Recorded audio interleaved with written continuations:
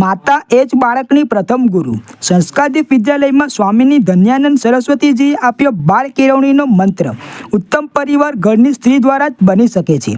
બાળકના ઘડતર માટે સાંજની પ્રાર્થના અને રાત્રે 15 મિનિટના પારિવારિક સંવાદનો અનુરોધ. સંસ્કારદીપ ટ્રસ્ટ સંચાલિત શ્રીમતી પુષ્પાવતી દેવીદાસ શ્રોફ સંસ્કારદીપ વિદ્યાલય ખાતે તાજેતરમાં જનની ચિંતન સભાનું સુંદર આયોજન કરવામાં આવ્યું હતું. આ સભામાં આર્ષ વિદ્યા મંદિર રાજકોટ તથા વડોદરાના સ્થાપક આચાર્ય સ્વામીની ધન્યાનંદ સરસ્વતીજીએ મુખ્ય વક્તા તરીકે ઉપસ્થિત રહી ઉત્તમ સમાજના નિર્માણ માટે બાળ કેળવણીમાં મહિલાઓની ભૂમિકા વિષય પર માર્ગદર્શક વિચારો રજૂ કર્યા હતા. સ્વામીજીએ પોતાના વક્તવ્યમાં ભારપૂર્વક જણાવ્યું હતું કે એક ઉત્તમ પરિવારનું નિર્માણ ઘરની સ્ત્રી દ્વારા જ શક્ય છે. તેમણે ઉમેર્યું હતું કે બાળક જ્યારે માતાના ગર્ભમાં હોય ત્યારથી લઈને જન્મના 5 વર્ષ સુધીની ઉંમર સુધીમાં તે જીવનનું ઘણું બધું શિક્ષણ મેળવી લેતું હોય છે.